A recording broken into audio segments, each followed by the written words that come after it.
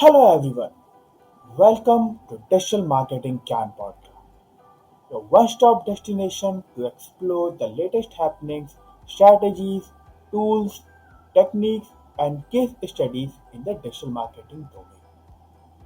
I'm your host Prince Kumar, and we have Pete Sena, the founder of Digital Surgeons, with us today.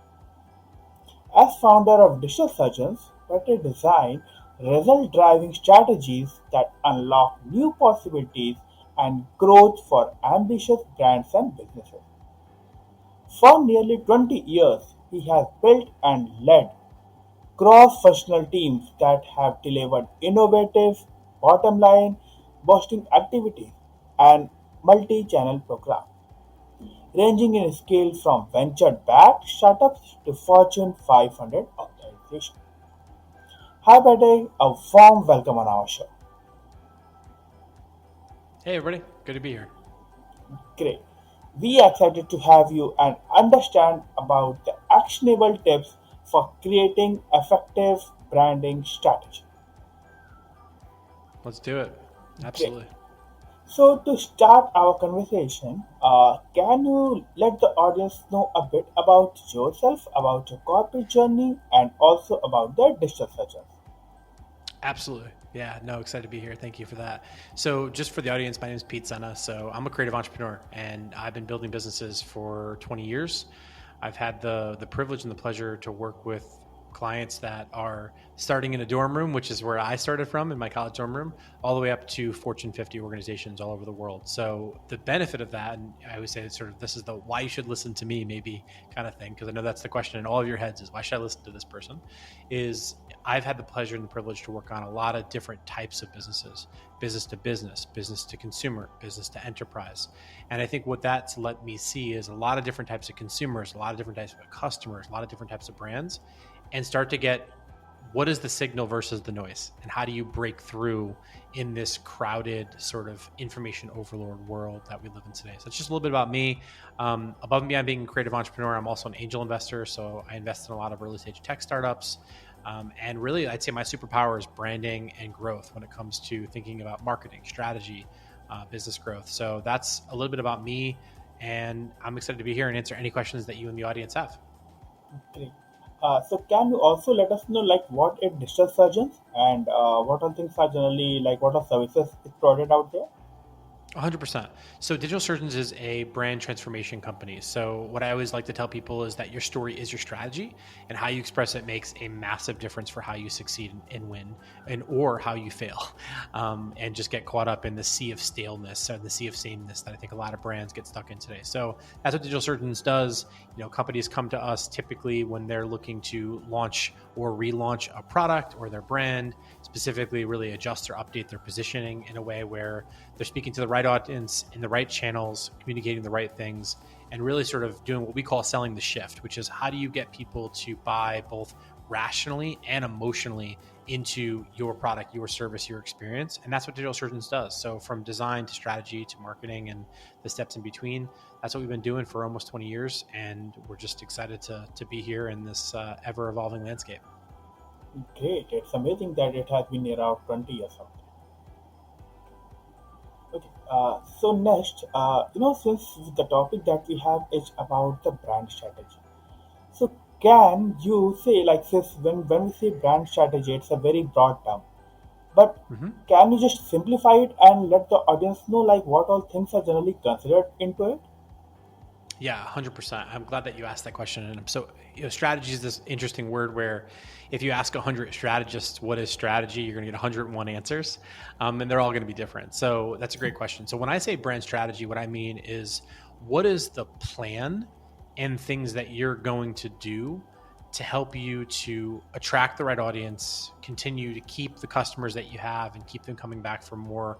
Really there's only two ways to grow any business, right? It's sell more things to the customers you already have and increase your lifetime value, or create more things that you can, or go and get more customers, excuse me. So, sell more to the customers you have or go out and get more customers. So pretty basic set of metrics, but brand strategy for me, I believe that strategy is more about sacrifice, right? Great strategists know that it's not about all the things you're going to do. It's about the things that you are not going to do, because strategy is about sacrifice. It's about really understanding what do you have when it comes to time or budget or differentiation, all those different things. So when we say brand strategy, what I say is, what is the way you're going to communicate, how, where, and when you're going to communicate, and pulling all those things together. So in my world, that could be called brand strategy or digital strategy, communication strategy.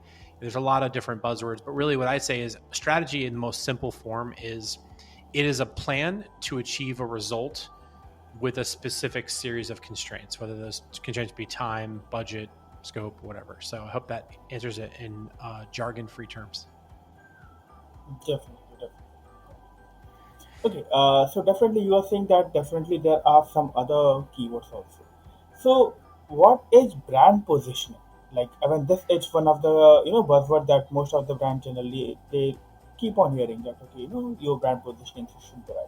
So can you help us, like, what is this brand positioning, and also how should brand should go about it? Yeah, for sure. So again, I nerd out on this stuff. I've teaching courses. I've taught courses on this topic, and we do this to a lot of our clients that range in scope and size. And what I would say is, like, one of the best definitions I think I ever heard on brand positioning was in a book from like 20 years ago, which is like, positioning is the space that you occupy in the mind of your customer, right? So do they see you as like, what space do you occupy? So the position ultimately is like, some people think of brand position as a category. What I think of brand positioning on is it's the space you occupy in the hearts, minds, and wallets of your customer, right? So they see you in a particular category, they see you in a particular use case or a particular occasion, and it's how you fit into their world of their life or their mental model of you. So that's when I think about brand positioning. And just to sort of build on that, like, the question I always get is, okay, that's great, Pete. Well, how do I go and do it? And so when you think about brand positioning, one of the places you want to start is, first and foremost, like, really getting a deep understanding of what makes you different and better as a business or a brand, right? And that's a hard thing to do, because I think a lot of brand leaders that I work with, they drink their own Kool-Aid, right? They sort of think that they're completely different and that they're special. And the reality is, you don't want to tell somebody that their baby's ugly, but the reality is not everybody's baby's cute, right? So I think just putting that aside, one of the ways I think about brand positioning is there's a series of exercises that I go through with people. I look at the ABCs, right? So who's your audience? What is your brand and your differentiators? And then who's your category or audience, right? So understanding that then helps me to understand not just your competitive landscape in terms of who do you compete with, but really what are the competitive alternatives, right? So one of the things that most people don't realize, I do a lot of work in the software as a service space, tech companies, subscription companies, et cetera. And one of the things that I don't think my customers realize a lot, and we have to educate them on, is your single greatest competitor is usually indecision. It's someone that's not taking a step, right? Because indecision in itself is sort of like, whether it's analysis paralysis, they don't make a decision or whatever it is. But like, a lot of times you're not directly competing with your competitors. You're competing with all these other factors, like making a change is hard, or they don't know that they need it or want it, or maybe the investment cycle doesn't fit. So I think that in a lot of cases, the way that I like to get down the brand positioning is really figuring out what's the transformational shift that I create in someone's life.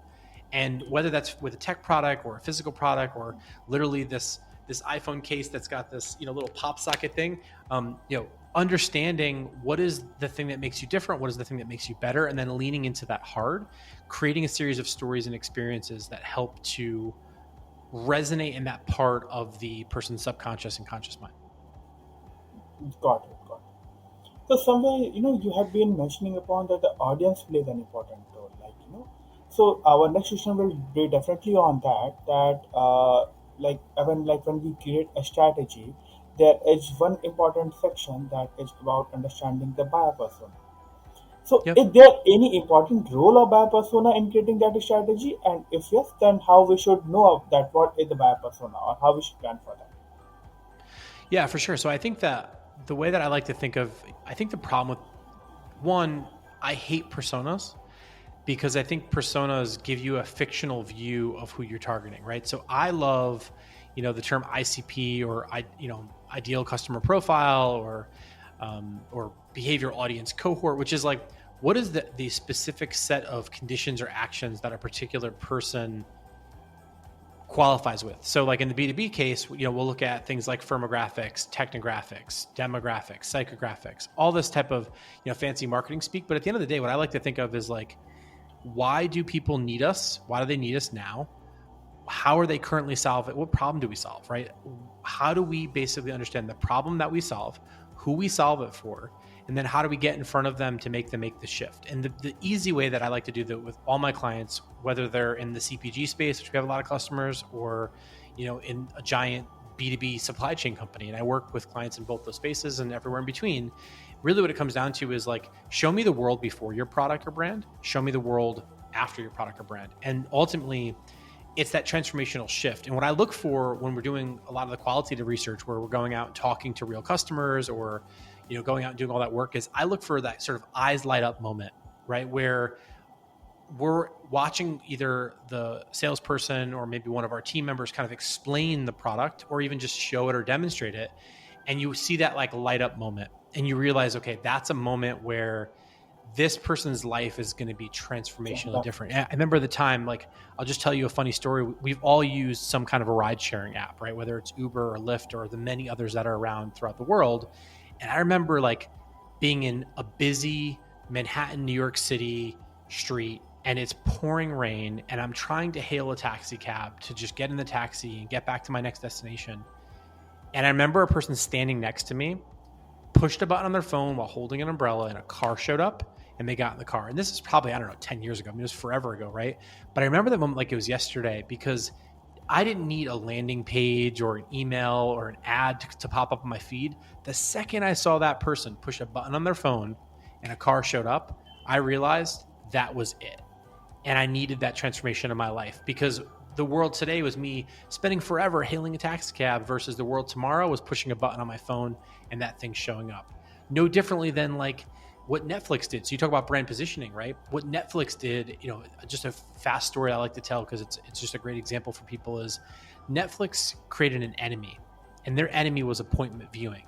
And what they basically said was like, hey, Prince, you know what? Your time is really valuable. You're a really busy person.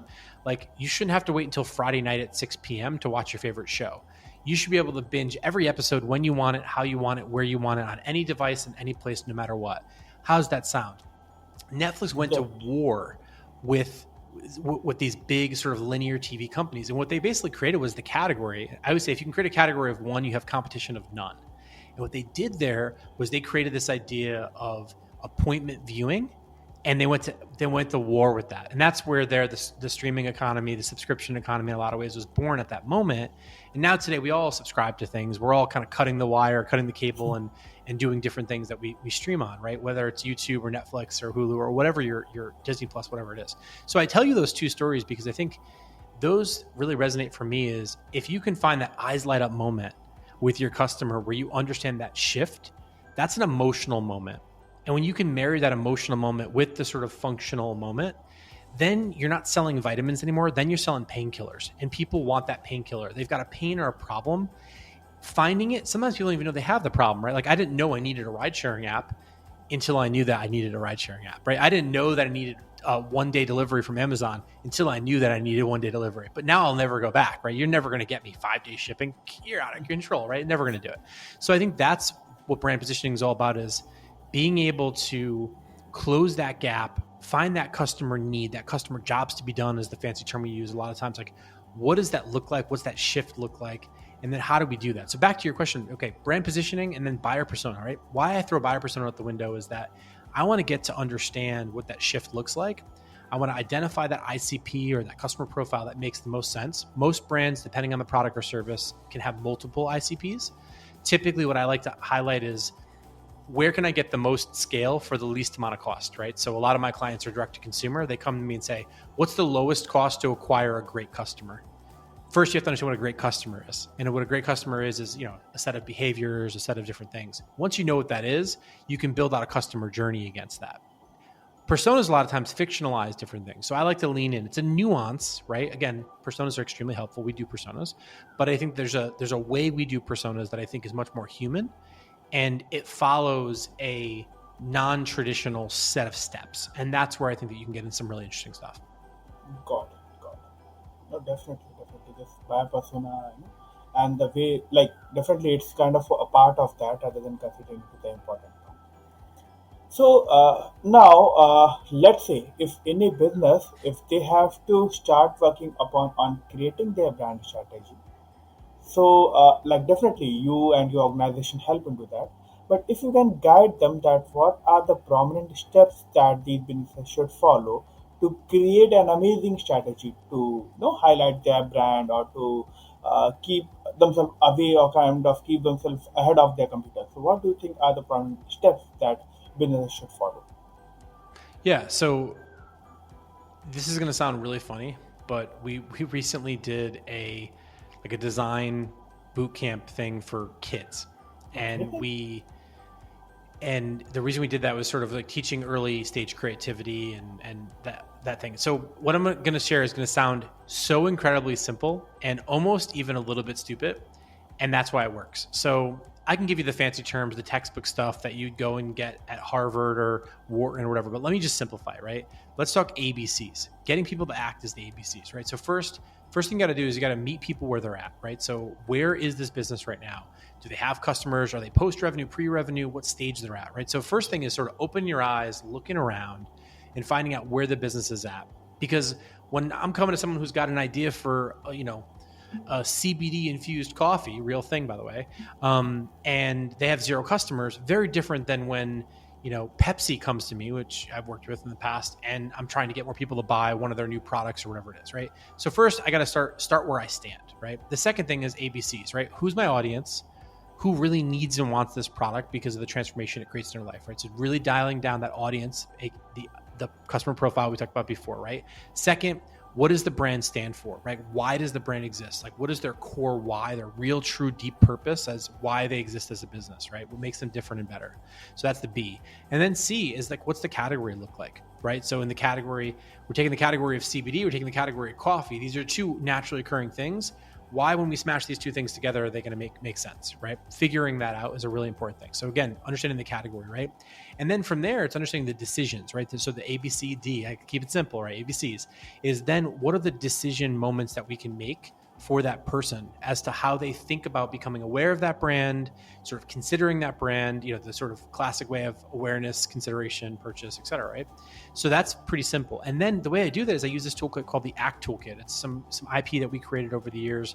And I like to keep things simple. So the ACT is ACT, right? So first, who's my audience? C, what am I communicating to that audience? In other words, what's the message that's going to resonate most with them? The same way that moment happened for me with the Uber moment Okay. that I mentioned to you in Yeah. New York City, right? Yeah. So that's what's going to resonate, the communication. Then T is what is the trigger or the touch point. So I'll give you an example, right? If my audience is people who are sick and tired of spending time and money hailing taxi cabs, and what I'm trying to communicate to them is there's a better way for you to spend your time and energy. You're already living on your phone 24/7. Just push this one button and a car shows up. How's that sound? Sounds great, right? So this is an example we all know about, right? So again, what's the communication, the message I'm saying, right? Why am I different? I'm depositioning the taxis. I'm repositioning or reframing that thing. So that's that message there. And the trigger, the touch point, right? So how do they reach me? Maybe they reach me with a TikTok ad where I see somebody in a busy thing getting rained on and it's kind of funny. And then they're like, or use Uber, right? So maybe they reach me, the trigger or the touch point is a TikTok ad. Or maybe the trigger or the touch point is an Instagram sponsored story. Or maybe the trigger or the touch point is then when I click on that, I'm taken to a landing page where I Landing can page. get $20 in free credits, right? That's where we're starting to think about the funnel or the ecosystem, the steps to succeed, as I like to call it. So again, ABCs, ACT, that's typically how I do it. And then from there, what we do is we start to ink out and create this thing we call brand DNA. And brand DNA for us, to sort of break it down, is we call in the brand DNA ecosystem, and you can hit me up on Twitter. I'm happy to share all this stuff with you. We've open sourced all these toolkits, so you can download them for free. You don't have to pay me for them. Just, I want to help people with growing their businesses and brands, right? So on that, to simplify the brand DNA is three things, right? It's the essence, which is the sort of strategy and message. It's Okay. the expression, which is the look and the feel and the customer journey. And then it's the ecosystem. How do all those things come together? So those are sort of what I call the building blocks of brand, right? Again, ABCs, ACT, and then that brand DNA, essence, expression, ecosystem. So all of those things are a unique set of questions that you can answer you can test, you can learn, and then you're going to do it a million different times, and it's going to constantly evolve over time. So I hope that answers it in simple terms. I mean, obviously, not everyone's as sophisticated as you and I are, Prince, right? So I'm hoping that the audience can get some value and benefit from this, and most importantly, just start experimenting, right? Because you ask 100 people for advice, you're gonna get 101 answers, like I said earlier. So just do what's right for you and your business. And nowadays, because of things like ChatGPT, we have so many different opportunities to ask questions and get back answers. Not all answers are good answers. So just test and learn and see what works for you. Definitely, definitely. And the example that you were saying of Uber, so a kind of similar thing happened in India. Like we have Ola, a kind of on a similar line of Uber. So what they started with, like since it was also a kind of new thing in India, and what they started with that go for the first three ride for free. That was how they started. Yep. They started capturing the market, and it was all about no get your three like three trips with us on free. People started using that. People started downloading that. Once they got that comfort that yeah, at any place I can book all that, they started getting habited of that.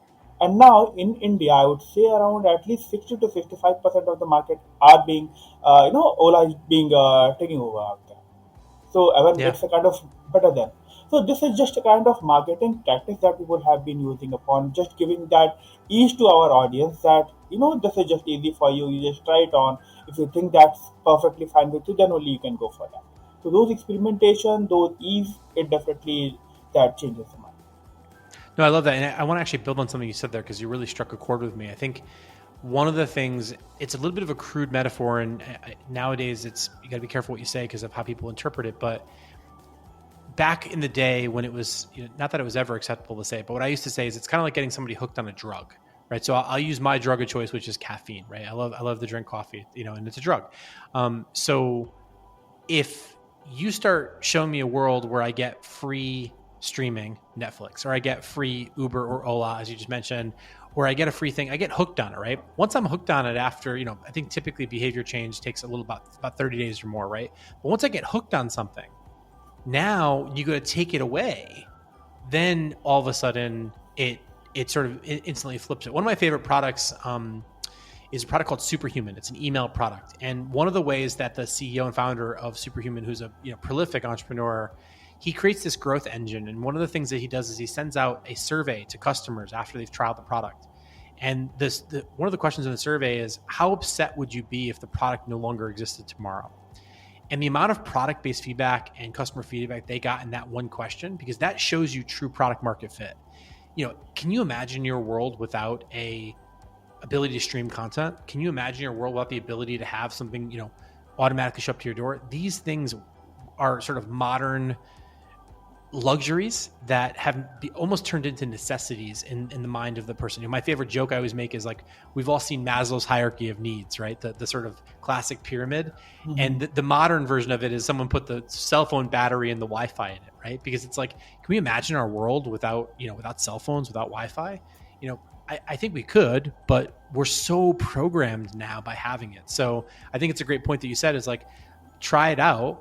You get it for free. And that's where I think free trials are really powerful, is if your product's really good, it's going to sell itself.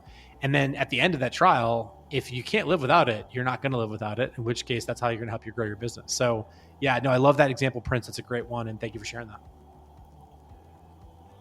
Okay, so like we were, till now we have discussed a lot of positive points, lot of a kind of important steps that we should take upon. Now, since you have been working into this industry for a long time, definitely you might have seen the other side of the story also. That is observing the common mistakes that businesses do. So definitely, Yes. like when we have, when we are discussing on this forum, so if you can help the audience understand, or if you can just highlight some of the common mistakes that you have seen that businesses do while creating their brand strategy. Yeah. So that's a fantastic question. The three things I think that people get wrong when building a brand strategy is, one, not truly knowing their audience. Two, not truly knowing what makes them different and better in terms of their product or service. And then three is not sticking with it for long enough. I think that nowadays we live in this world, the one downside to capitalism is it's created an immense amount of pressure, specifically in public markets, for CEOs and business leaders to perform on a quarter to quarter basis because of the way that these things operate. And I think that a lot of ways, the sort of quarter to quarter mindset has trickled down in a lot of ways down to the sort of small business owner as well. And I think the challenge with that is, if you don't know your audience at a deep level and you don't know what makes you different and better, and you might have a perfect strategy, or maybe you don't, right? But even if your strategy is perfect, if you don't stick with it to go through and follow it, a great strategy poorly executed is failure, right? A mediocre strategy, extremely well executed, can sometimes be pretty excellent. So I think in some cases, what I see the biggest mistakes are is people talk to themselves. They think that they know their product and they're not talking to real customers. They're not on the front lines. So one of the questions I ask, I work with a lot of CEOs. One of the things I always ask CEOs is, when was the last time you spoke to a customer? When was the last time you got in front of your customers? We look at products right now, like what Sam Altman, CEO of OpenAI, is doing. And Sam is specifically going out on tour and going to these meetup groups and meeting these customers and like seeing and feeling the impact, for better or for worse, that his product is having on people. Now, you might think that's crazy. One of the most prolific CEOs in today's world on creating a product like ChatGPT, for those that don't know, OpenAI is the company, the research lab that created ChatGPT and many other things over at OpenAI, like DALL-E 2 and that sort of thing. But the point I drive at, DALL-E 2 is the image creation software, for those that aren't familiar, where you can type in a prompt and it'll generate an image with AI. But I sort of don't want to skip over that, because I think that the ability to know your customer is so important, right? I think that a lot of times people don't spend enough time listening to what the customer says. We spend all this money and all this time trying to get eyeballs, and then we get those eyeballs and we replace it with a fucking bot, right? And it's like, we spent all this money to get the eyeball. Talk to the people, connect with the people, build that audience, curate that audience. That's the thing. Because I think all humans on the most basic level, Prince, like, we all want to be heard, seen, and loved, right? So if we can feel heard, seen, and loved, we're going to connect. And that's sort of, in my mind, like the power of community. And the brands that get it, the ones that I see, they understand that community creates connection, and connection creates commerce. And commerce is what creates lasting brands that run the distance, right? It's why I will spend, $5 on a liquid death, which is literally a beer can of water, right? Versus the cheap no-name bottle of water, which is really the same quality water, same quality, just packaged differently, because one of them stands for something. So I think that that's the power of brand. Is if you go back to the early days of what was a brand, right? When we were like stamping animals to say, this animal from this farm is going to get sick. This animal from this farm is going to stay healthy. I trust this brand. I trust the Prince brand or the Pete brand or that sort of thing. So I think that in a world today where trust is being eroded and everything's being replaced by artificial intelligence and AI, we have to lean into the things that connect with us on a different, more emotional level. And that's the power of brand. Definitely. Definitely. So you have given some of the common mistakes that businesses should at least take care of them. Now, any last piece of advice that you would like to give to the businesses? Yeah. So what I would say is, if you are planning to win, understand that you have to fail to win. And it's the little failures or those first attempts in learning, like the acronym I like to think of is, failure is inevitable if you're going to push, if you're going to innovate, if you're going to win. So the advice I would give to businesses is understand yourself, understand where you're at, and lean into that and listen to the signals out there, because there's a lot of noise online, a lot of noise on social media. Everyone's got the right answer. You got to find what's right for you. So what I would say is, some of the strategies and techniques we talked about today, they sound simple, but if you just go step by step and go through them, and if you experiment and optimize across the journey, just understand it is a journey, right? It's not about the destination, it's about the journey. You're going to have ups, you're going to have downs, you're going to have wins, you're going to have losses. And it's the people who stay in the game that win. And I think just understanding what it's going to take for you to stay in the game, whether it's, mental health or, financial capital or whatever it is, stay in the game. That's the last piece of advice I would give to businesses. Definitely, definitely. This is very valuable.